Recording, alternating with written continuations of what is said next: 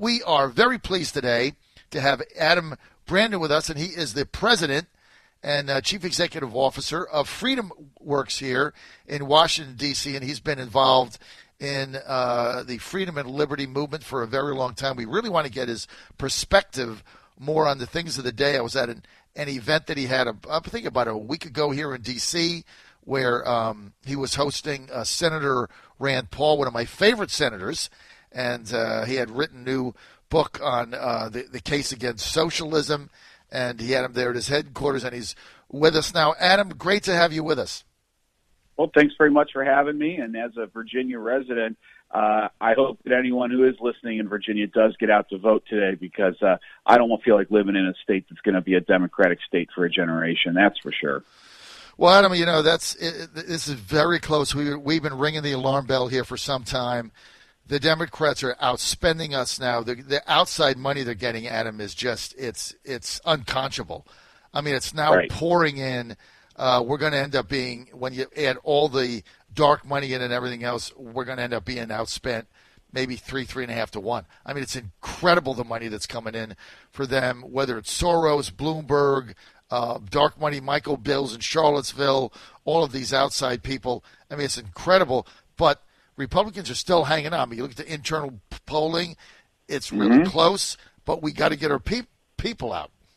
It's all about turnout, and so much of this is about public opinion and turnout. The impeachment hearing, and I know we're going to talk about that. That's about shaping public opinion, and when it comes to winning elections, it's all about turnout. So they're two sides of the same coin. All right, let me. Last night, Nancy Pelosi, it looked like she acquiesced, right, under the pressure. The Republicans have been arguing against a procedure. And it looks like Shaq says, okay, I'm going to have a vote and formalize this on Thursday. But, she's outmaneuvered, Adam. Pelosi's outmaneuvered the Republicans here at every turn. How do you know this isn't another one of her diabolical ploys here? Well, we don't, because the Republicans have been asking for a rule to make this like a normal impeachment hearing, where you have rights, where you're able to have your lawyers present, where you're able to question witnesses, where you're able to call your own witnesses.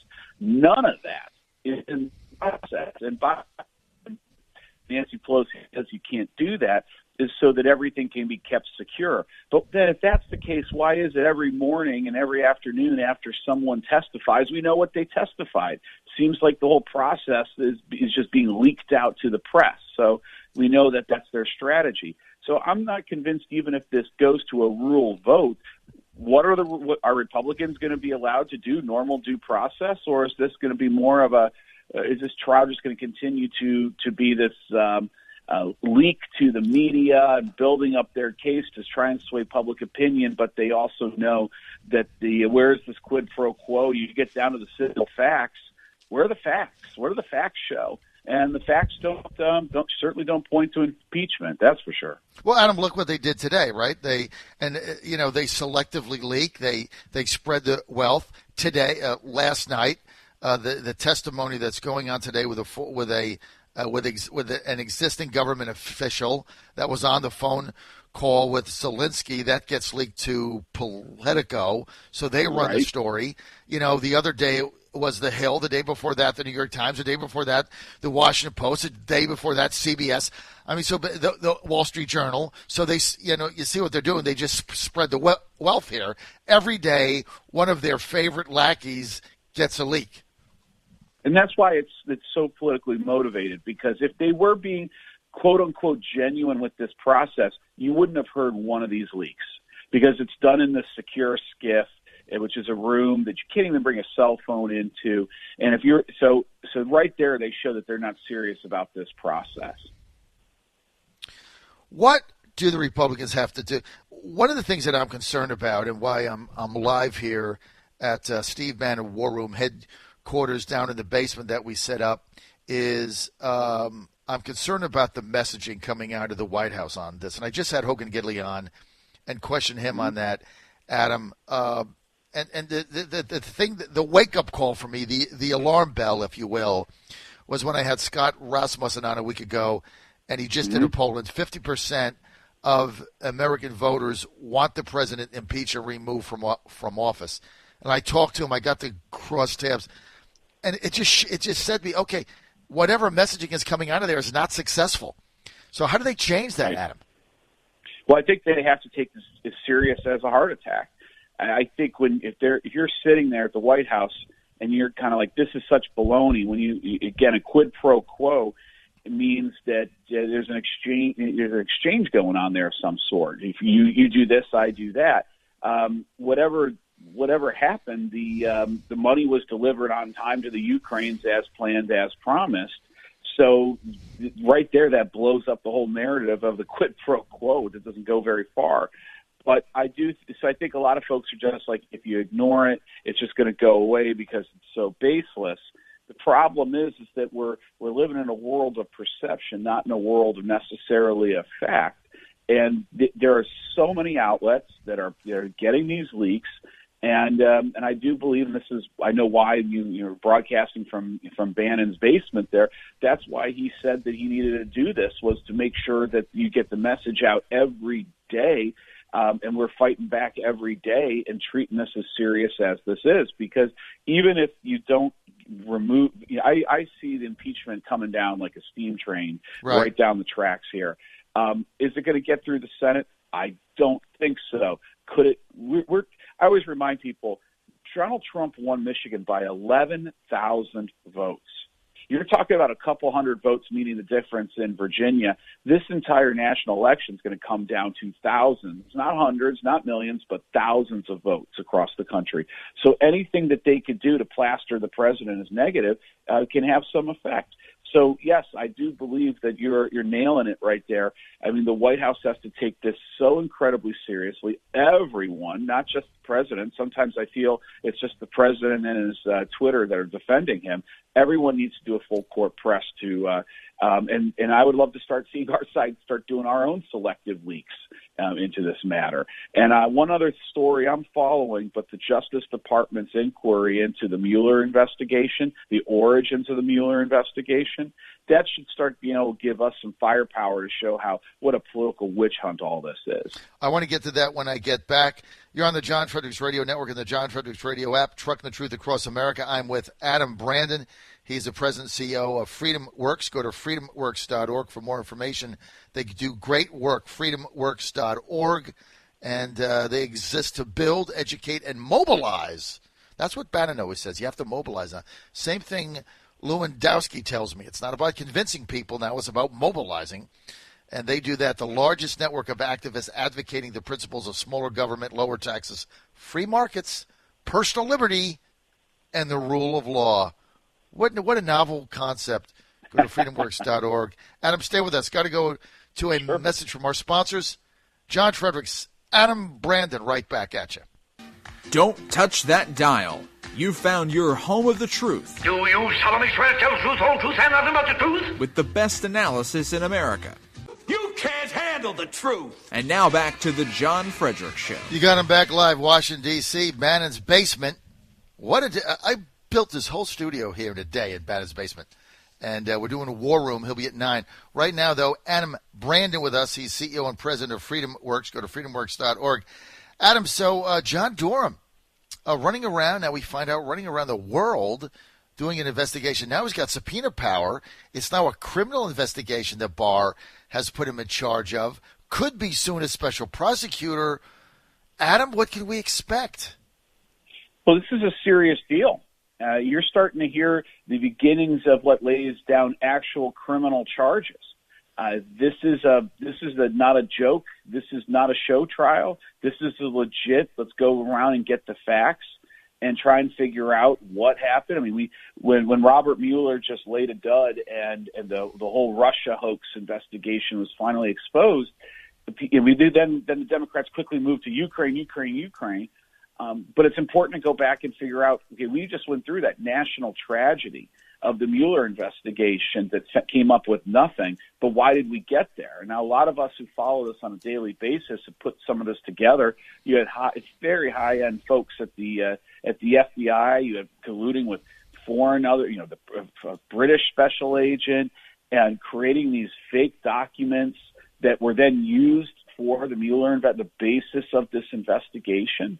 And when you start to look at when this is going to come out, this is going to expose the deep state, and it start to expose the corruptness, how people are trying to go and discredit and nullify this presidency. And it couldn't have come at a perfect time with all this Ukraine nonsense, because it's going to kind of expose that these guys are going to do anything possible to stop or remove this president. Well, what do you think we're going to get indictments? What do you think? I think, yes, I see criminal activity here.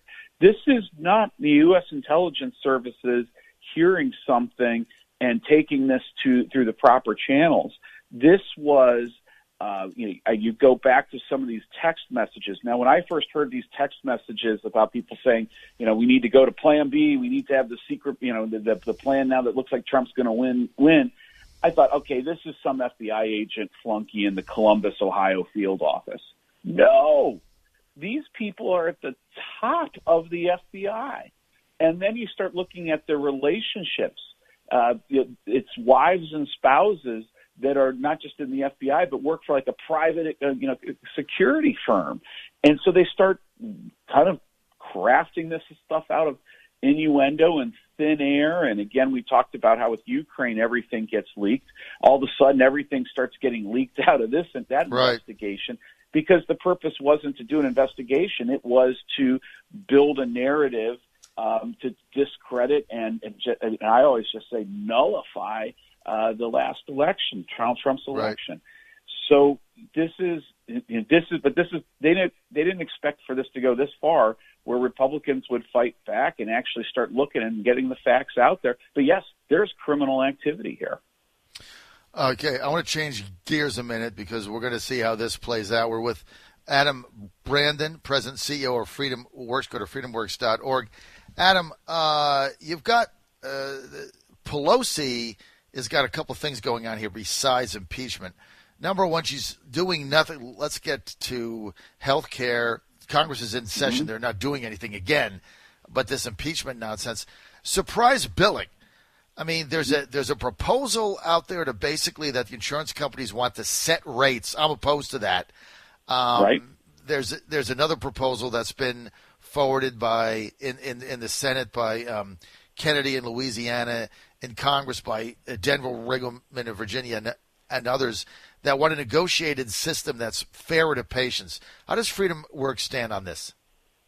Well, I think surprise billing, and there's so many of these healthcare bills that are moving right now that the devil's always in the details. And surprise billing, no one wants the problem is that people show up and they have a hospital bill, and then all of a sudden they get a separate bill for the anesthesiology.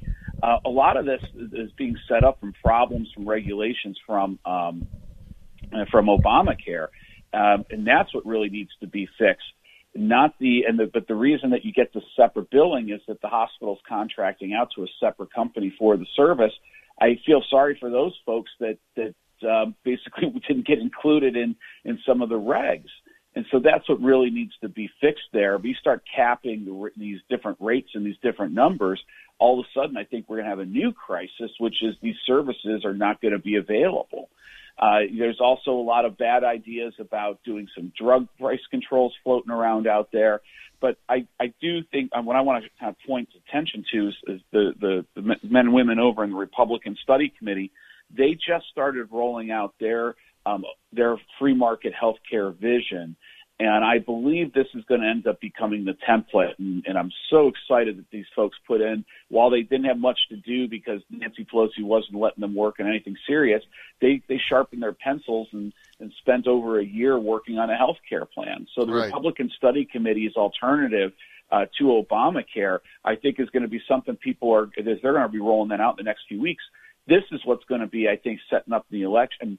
It's not, impeachment is important right now, but at the end of the day, people in Ohio, people in Pennsylvania, people in Wisconsin and Michigan, they're going to want to see answers to issues on things like health care. And that's why I'm glad to see Republicans are starting to take the lead on this issue.